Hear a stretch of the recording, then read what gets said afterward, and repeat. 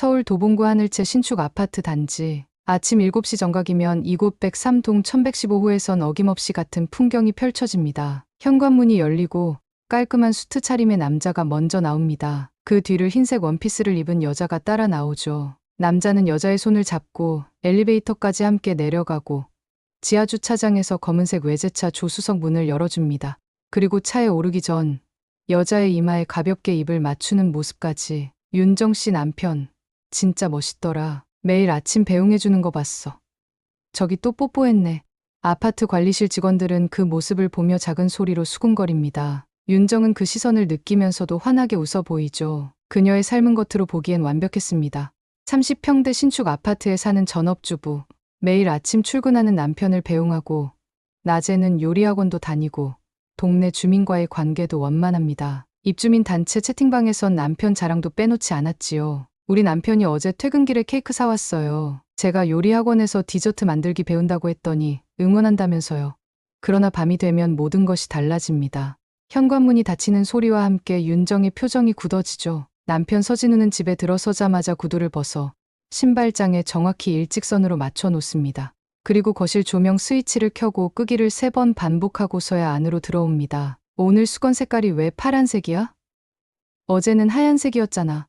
남편의 첫마디는 질문이 아니라 질책입니다. 윤정은 순간 몸이 굳었습니다. 어제와 다른 수건 색깔을 놓친 거죠. 그녀는 얼른 수건을 바꾸러 달려갑니다. 남편은 부엌으로 향해 냉장고, 물병이 정확히 가운데 놓여 있는지 확인하고 조금이라도 비뚤어져 있으면 바로잡습니다. 내일은 삼계탕 해놔. 그리고 양파는 5mm 이하로 잘게 썰어야 해. 어제는 너무 컸어. 윤정은 고개를 끄덕이며 메모합니다. 남편의 지시사항은 매일 바뀌지만 전날 지시를 잊으면 그날 저녁은 지옥이 됩니다. 남편은 식탁에 앉아 저녁을 먹으며 물잔, 수저, 그릇의 위치가 정확한지 다시 한번 확인하죠. 모든 게 완벽해야 그의 하루가 끝납니다. 결혼 3년째인 지금 윤정은 집에서 살아있는 가구나 다름없었습니다. 남편이 지정한 자리에서 벗어나면 안 되고 남편이 정한 방식대로만 움직여야 하죠. 아침에 웃으며 보내는 남편의 모습과 밤에 돌아온 남편의 얼굴은 마치 다른 사람 같았습니다. 그럼에도 윤정은 참았어요. 어쩌면 시간이 지나면 나아질 거라는 희망이 있었으니까요. 하지만 그 희망도 서서히 사라져갔습니다. 매일 밤 잠들기 전 윤정은 창문 밖을 바라보며 생각했죠. 이렇게 살아야 하나? 하고 말입니다. 결혼 3년이 무색하게 윤정의 하루는 초등학생 시간표보다 더 촘촘했습니다. 아침 6시 30분 기상, 6시 45분 아침 식사 준비, 7시 정각 남편 배웅, 그 이후로도 세탁기 돌리는 시간, 청소하는 순서, 심지어 화장실 가는 시간까지 정해져 있었죠. 외출은 오후 2시부터 2시 15분까지 단 15분만 허용됐습니다. 카페에서 친구 만나고 싶은데 15분으로 어떻게 만나지? 윤정은 창밖을 바라보며 중얼거렸습니다. 남편 서진우는 그녀의 휴대폰 위치 추적 앱을 통해 윤정이 어디에 있는지 실시간으로 확인했고 15분이 지나도 돌아오지 않으면 연달아 전화가 왔습니다. 한 번은 친구와 잠깐 이야기하느라 귀가가 3분 늦었더니 그날 밤 남편은 윤정에게 하루 종일 말을 걸지 않았죠. 왜 늦었어? 누구 만났어? 뭐 했어? 증거 보여줘. 늦은 날이면 쏟아지는 질문들. 윤정은 항상 휴대폰 사진으로 증거를 남겨야 했습니다. 마트 영수증, 약국에서 찍은 사진, 도서관 대출 기록까지 모든 건 기록되고 검사받아야 했죠. 어느 화창한 봄날 윤정의 아버지가 갑자기 입원했다는 연락이 왔습니다. 다급한 마음에 윤정은 남편에게 전화를 걸었죠. 여보, 아버지가 갑자기 입원하셨대. 지금 병원에 가봐야 할 것 같아. 오늘? 안 돼. 내가 중요한 회의가 있어서 내일 가면 안 돼. 하지만 상태가 위급하다고. 그럼 택시 타고 병원까지만 갔다가 바로 와. 2시간 안에 돌아와야 해. 위치 공유 켜놓고 윤정은 결국 남편의 허락 아래 병원에 다녀왔습니다. 아버지 병실에서도 시계만 쳐다봤고 정확히 2시간이 지나기 전에 집으로 돌아왔죠. 그날 밤 윤정은 화장실에 숨어 소리 없이 울었습니다. 이게 정상인 걸까? 내가 잘못된 걸까? 하는 생각이 머릿속을 맴돌았어요. 남편의 통제는 점점 더 심해졌습니다. 윤정이 입는 옷의 색상, 화장 정도, 심지어 물 마시는 횟수까지 체크했죠. 하루는 윤정이 새 치마를 사입고 나타났더니 남편은 얼굴을 붉히며 소리쳤습니다. 이런 치마는 누구한테 보여주려고 입은 거야? 당장 벗어. 남편은 윤정의 옷장을 뒤져 마음에 들지 않는 옷들을 모두 쓰레기통에 버렸습니다. 그리고 이건 내가 자초한 거야 라며 윤정을 탓했죠. 윤정은 자신이 잘못한 건가 생각하며 사과했습니다. 시간이 지날수록 윤정의 자존감은 바닥으로 떨어졌고 작은 실수에도 극도로 불안해했죠. 어느 날 윤정은 남편의 노트북을 빌려 쓰다가 우연히 그의 이메일을 보게 되었습니다. 그리고 충격적인 사실을 알게 되죠. 남편은 3일 후에 출장을 가게 되어 있었습니다. 보통이라면 남편이 직접 알려줬겠지만 이번엔 달랐습니다. 그 이메일엔 아내에게 말하지 말 것, 나중에 깜짝 선물로 기념품 사가기라는 메모가 있었죠. 윤정은 순간 머릿속이 하얘졌습니다. 남편 없이 집에 혼자 있을 수 있는 기회, 그것도 3일이나. 평소 같았으면 남편이 철저히 감시 계획을 세워뒀겠지만 이번엔 그런 기색이 없었죠. 윤정은 심장이 빠르게 뛰는 것을 느꼈습니다. 그리고 잠시 미친 생각이 스쳐 지나갔습니다. 도망치면 어떨까? 그 순간 윤정의 눈에 결단력이 번쩍였습니다. 모든 것이 물 흐르듯 명확해졌죠. 3년간의 감옥 같은 생활, 매일 밤 느끼는 공포, 자신을 잃어가는 느낌, 이대로는 살 수 없다는 것을. 윤정은 조용히 노트북을 덮고 깊게 숨을 들이마셨습니다. 이 남자에게서 벗어나는 방법은 죽는 것뿐이야. 윤정의 계획은 철저했습니다. 남편이 출장 가기 3일 전부터 치밀하게 준비를 시작했죠. 매일 아침 남편을 배웅하고 나면 정확히 15분의 외출 시간을 활용해 조금씩 필요한 것들을 준비했습니다. 첫날에는 인근 은행에서 비상금을 인출했고, 둘째 날에는 미리 알아본 개명 신청서를 준비했죠. 셋째 날에는 작은 가방에 꼭 필요한 물건들만 챙겼습니다. 이틀만 시간을 벌면 돼. 이틀만. 윤정은 자신에게 용기를 북돋우며 속삭였습니다. 가장 중요한 것은 남편의 의심을 사지 않는 것이었죠. 평소와 똑같이 행동해야 했습니다. 아침마다 웃으며 배웅하고 저녁마다 정해진 메뉴로 식사를 준비하고 밤에는 남편이 원하는 대로 모든 것을 정리해 놓았죠. 출장 당일 남편은 평소보다 일찍 출근했습니다. 이번에 중요한 프로젝트라 좀 일찍 나가볼게. 내일 저녁에 돌아올 테니까 걱정하지 마. 그리고 항상처럼 위치 공유는 켜놓고 윤정은 평소와 같이 환하게 웃으며 남편을 배웅했습니다. 현관문이 닫히고 나서도 10분간 그대로 서 있었죠. 남편이 다시 돌아올지도 모른다는 불안감 때문이었습니다. 그리고 남편의 차가 아파트를 빠져나가는 것을 확인한 뒤에야 본격적인 계획을 실행에 옮겼습니다. 윤정이 가장 먼저 한 일은 남편의 블랙박스를 조작하는 것이었습니다. 출장 전날 밤 남편이 잠든 사이 몰래 차에 가서 블랙박스 날짜 설정을 바꿔놓았죠. 다음으로는 휴대폰 위치 추적 앱을 속이기 위해 집에 휴대폰을 두고 갈 계획을 세웠습니다. 휴대폰은 여기 두고 비상용 전화기는 따로 샀어. 윤정은 이미 미리 구입해둔 선불폰을 가방에 넣었습니다. 그리고 개명 신청서 사본과 새 신분증용 사진, 그리고 현금과 옷까지 몇 벌만 챙겼죠. 무엇보다 중요한 것은 죽음을 연기하는 것이었습니다. 저녁 8시 윤정은 집을 나섰습니다. 평소에는 절대 허용되지 않았을 시간이었죠. 하지만 오늘은 달랐습니다. 남편이 없는 3일 중 첫날, 자유의 시작이었습니다. 윤정은 미리 준비해둔 구명조끼를 입고 한강으로 향했습니다. 그곳에서 그녀는 강변에 자신의 신발과 가방, 그리고 짧게 쓴 유서를 남겨두었죠. 용서해요. 더 이상 견딜 수 없어서. 유서에는 이렇게 적혀 있었습니다. 윤정은 자신의 휴대폰도 그 자리에 남겨두었습니다. 그리고 미리 준비해둔 다른 옷으로 갈아입고 구명조끼를 벗어 가방에 넣었죠. 이제 그녀는 공식적으로 실종된 사람이 되었습니다. 버스터미널에서 윤정은 강원도 철원행 막차를 탔습니다. 손은 떨렸지만 마음은 이상하게 평온했죠. 3시간이 넘는 버스 여정 동안 윤정은 창밖을 바라보며 이제 막 시작된 자신의 새 삶에 대해 생각했습니다. 이젠 정윤이야. 윤정이 아니라 정윤. 그녀는 개명 신청서에 적어놓은 새 이름을 되뇌었습니다. 철원에 도착한 것은 자정이 넘어서였습니다. 미리 연락해둔 폐교 근처 허름한 단독주택의 주인 아주머니가 그녀를 기다리고 있었죠. 서울에서 왔다고? 아이고, 이 밤중에 고생이네. 방은 준비해놨으니 들어가서 쉬어요. 정윤 전 윤정은 그렇게 새 삶을 시작했습니다. 이틀 후 서울에서는 한강 투신 추정 여성 실종 사건이 뉴스에 보도되었죠. 남편 서진우는 경찰에 실종 신고를 했고 유서와 강변에 남겨진 소지품으로 인해 자살로 추정된다는 1차 수사 결과가 나왔습니다. 그러나 시신은 발견되지 않았고 남편은 연일 수색을 요청했습니다. 특히 아내가 최근 로또 2등에 당첨되었다는 사실을 강조하며 누군가 그 돈을 노리고 납치했을 가능성을 제기했죠. 하지만 그것은 윤정이 만들어낸 가짜 정보였습니다. 남편이 포기하지 않고 계속 찾아다닐 것을 예상하고 준비한 미끼였죠. 강원도 철원에서 정윤은 조용히 그러나 새로운 열정으로 삶을 꾸려나갔습니다. 미술관 안내직으로 일하며 하루하루를 보냈죠. 그리고 그곳에서 그녀는 동네 청년 진우를 만났습니다. 혹시 서울에서 오셨어요? 말투가 서울 같아서요. 진우의 순수한 질문에 정유는 살짝 긴장했지만 곧 미소를 지으며 대답했습니다. 네. 오래전에 잠깐 살았었어요. 기억력이 좋으시네요. 그날부터 진우와 정유는 종종 만나 이야기를 나누게 되었습니다. 정윤에게 그것은 3년 만에 찾아온 정상적인 인간관계였죠. 철원에서의 새 생활은 낯설지만 평화로웠습니다. 정윤은 매일 아침 5시에 일어나 조용히 산책을 했고 8시부터 오후 5시까지 미술관에서 근무했죠. 처음엔 손님이 묻는 질문에 대답하는 것조차 긴장되었습니다. 3년간 남편 외에는 거의 대화할 기회가 없었으니까요. 저기, 이 작품의 작가가 누구인가요? 아, 네. 이 작품은 지역 작가 김도연의 고요한 아침이라는 작품입니다. 철원의 아침 풍경을 담았죠. 미술관에서 만난 진우는 근처 폐교를 리모델링의 공방을 운영하는 청년이었습니다. 그는 가끔 미술관에 들러 정윤과 이야기를 나누곤 했죠. 진우의 솔직하고 따뜻한 성격은 정윤에게 위안이 되었습니다. 정윤 씨는 왜 이런 시골에 오게 된 거예요? 보통 서울 사람들은 이쪽으로 안 오는데.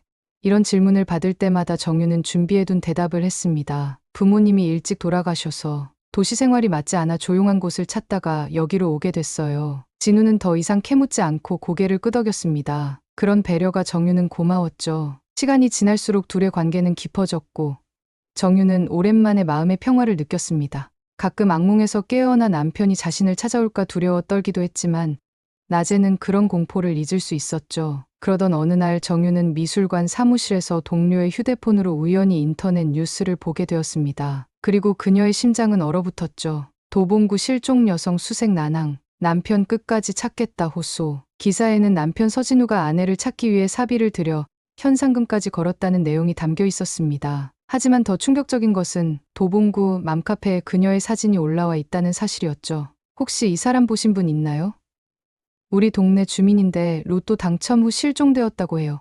게시글에는 윤정의 사진과 함께 마지막으로 목격된 장소와 시간이 상세히 적혀 있었습니다. 정유는 온몸이 떨렸습니다. 자신이 택한 죽음이 아직 끝나지 않았다는 사실을 깨달았죠. 그날 저녁, 정유는 급히 짐을 싸기 시작했습니다. 이곳도 더 이상 안전하지 않다고 판단했죠. 남편은 지금쯤 병원 출입 기록부터 주변 마트 CCTV까지 모든 것을 뒤지고 있을 거라고 생각했습니다. 게다가 소셜미디어의 사진이 퍼지면 누군가 그녀를 알아볼 가능성도 있었죠. 문득 누군가 현관문을 두드리는 소리가 들렸습니다. 정윤은 숨을 멈추고 조용히 방 안에 숨었죠. 노크 소리가 계속되었습니다. 정윤 씨, 집에 계세요? 저 진우예요. 진우의 목소리에 정윤은 안도의 한숨을 내쉬었습니다. 조심스럽게 현관문을 열자 진우가 종이봉투를 들고 서 있었죠. 오늘 공방에서 만든 도자기인데 정윤 씨한테 보여주고 싶어서요. 정윤은 어색하게 웃으며 진우를 안으로 들였습니다. 하지만 그의 눈에 방 안에 짐 가방이 보였죠. 어디 가시려고요?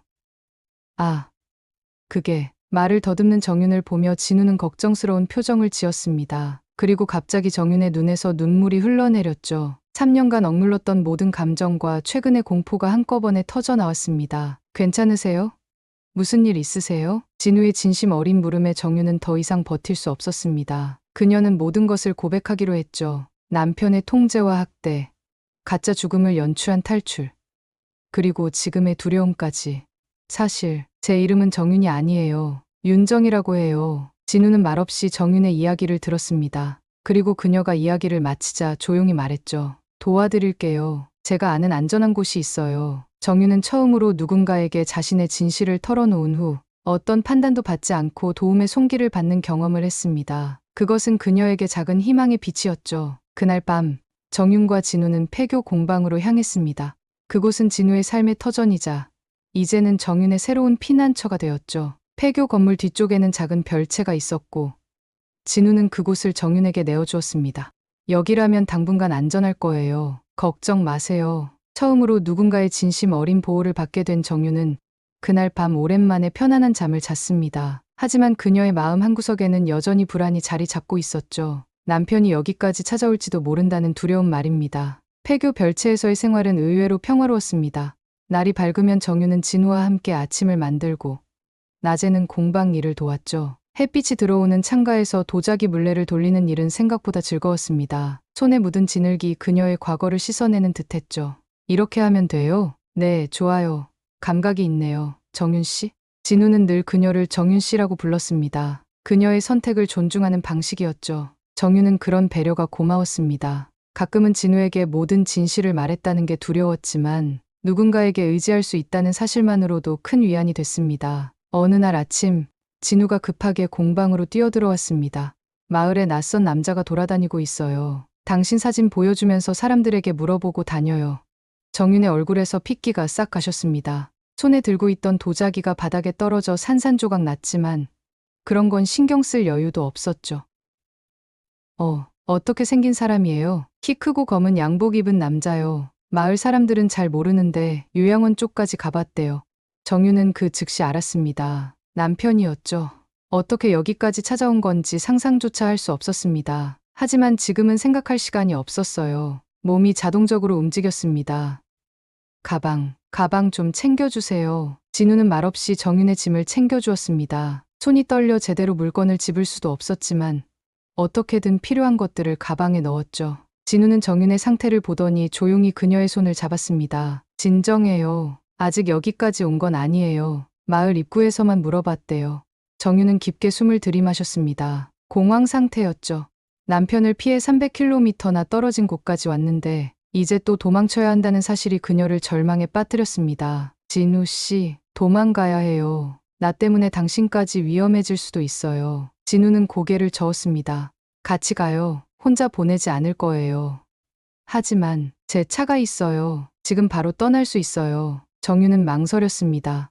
진우까지 자신의 문제에 끌어들이고 싶지 않았지만 혼자서는 더 이상 버틸 자신이 없었죠.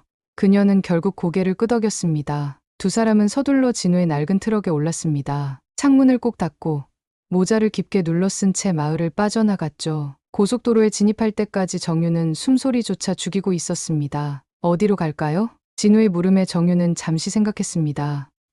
강릉, 바다가 보이는 곳으로 가요. 트럭은 동해로 향했습니다. 창밖으로 보이는 풍경이 빠르게 지나갔지만 정윤의 마음은 여전히 뒤에 남아 있었죠. 어떻게 남편이 자신을 찾아냈는지, 얼마나 가까이 왔는지, 또 얼마나 오랫동안 도망쳐야 하는지. 괜찮아요? 진우의 따뜻한 물음에 정윤은 겨우 미소를 지었습니다. 네. 그냥 언제까지 이렇게 도망쳐야 할지 모르겠어요. 이젠 혼자가 아니잖아요. 그 말이 정윤의 마음을 조금이나마 편안하게 해주었습니다. 그동안 항상 혼자였으니까요. 창밖으로 흐르는 풍경을 바라보며 정윤은 생각했습니다. 이번에는 정말 새 출발을 할 수 있을까? 강릉에 도착한 건 해가 질 무렵이었습니다. 바다가 보이는 작은 모텔에 방을 잡았죠. 진우는 옆방을 예약했고 정윤은 오랜만에 바다를 바라보며 깊은 숨을 내쉬었습니다. 내일은 어떻게 할까요? 모르겠어요. 다시 어디론가 가야겠죠. 정윤은 지쳐 보였습니다. 끝없는 도주에 몸과 마음이 소진되고 있었죠. 진우는 잠시 생각하더니 말했습니다. 계속 도망만 다닐 수는 없잖아요. 다른 방법을 찾아봐야 해요.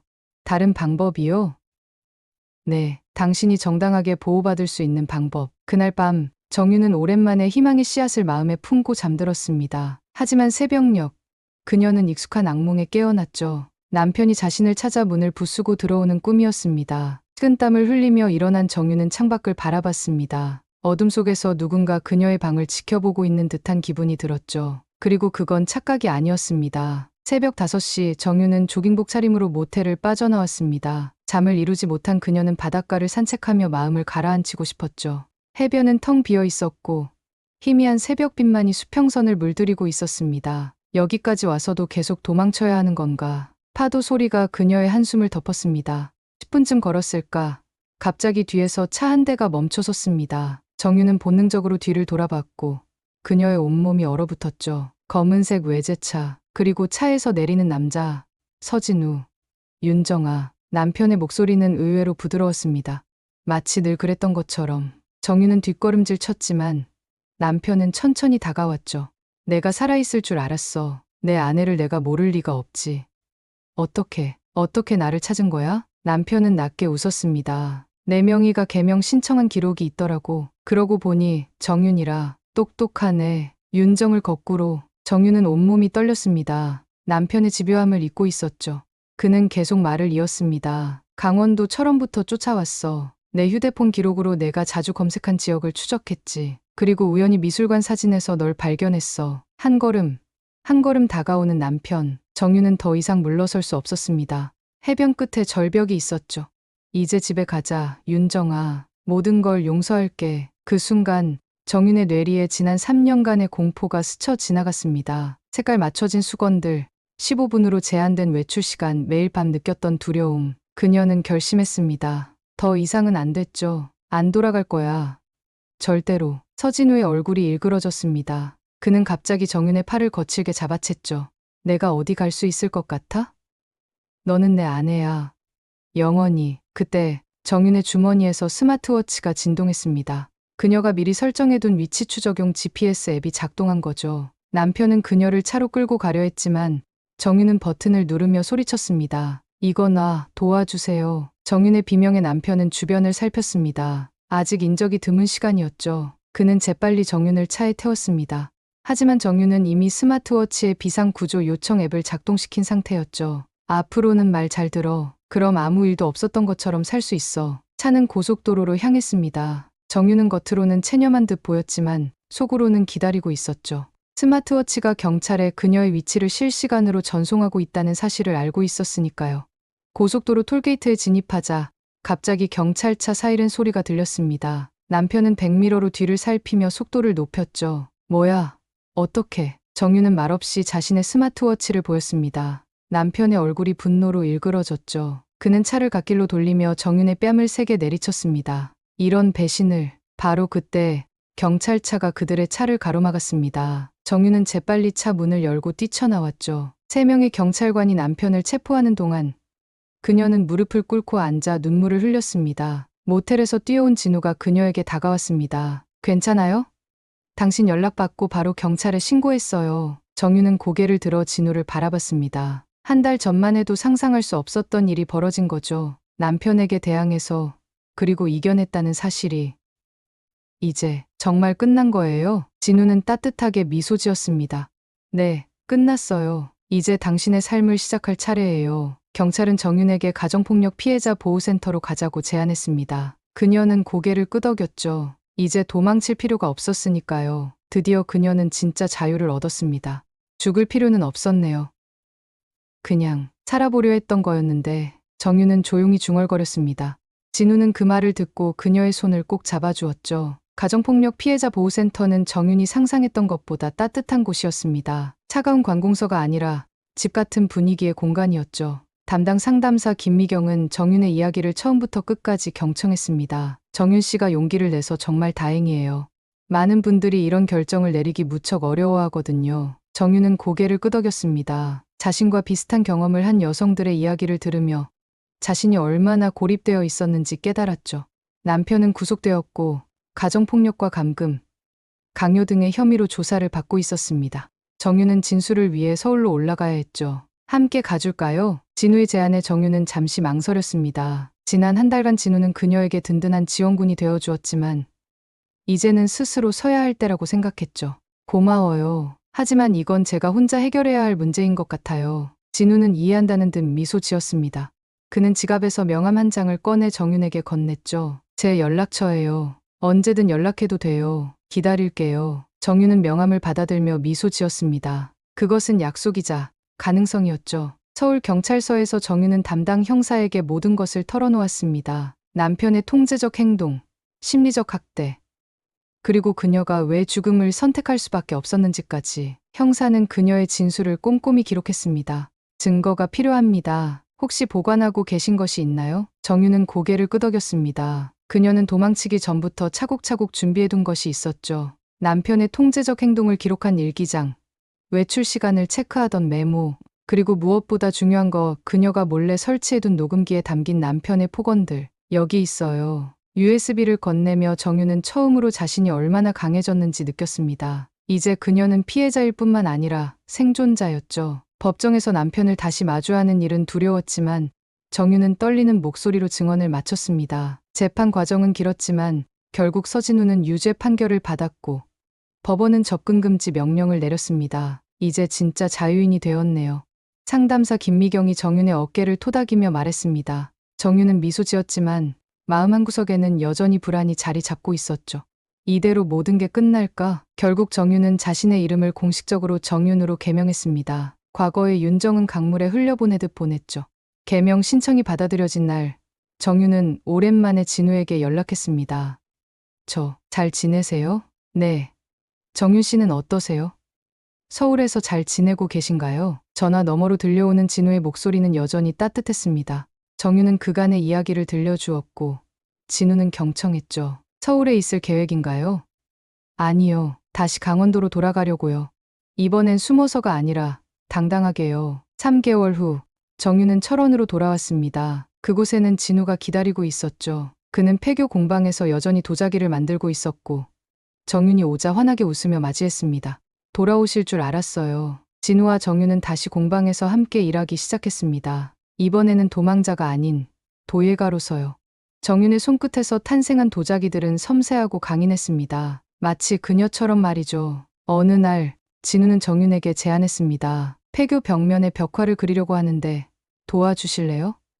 마을 아이들과 함께요. 정윤은 기쁘게 고개를 끄덕였습니다. 그들은 아이들과 함께 밝고 화사한 색으로 폐교 벽면을 채워나갔죠. 벽화에는 새들이 자유롭게 날아다니는 모습이 그려졌습니다. 저게 저예요. 정윤은 붓으로 가장 큰 새를 가리키며 진우에게 말했습니다. 진우는 미소 지으며 그녀의 손을 잡았죠. 자유롭게 날 수 있어서 다행이에요. 정윤은 벽화를 바라보며 깊게 숨을 들이마셨습니다. 이제 그녀는 더 이상 도망자가 아니었습니다. 그저 자신의 삶을 살아가는 한 사람일 뿐이었죠. 마침내 그녀는 자신을 되찾았습니다. 살아있다는 건 이제 눈치 보지 않아도 되는 삶이에요. 정윤은 조용히 중얼거렸습니다. 그 말을 들은 진우는 따뜻한 미소로 대답했죠. 그리고 사랑받을 자격이 있는 삶이기도 해요. 계절이 바뀌고 폐교 주변에는 꽃들이 피기 시작했습니다.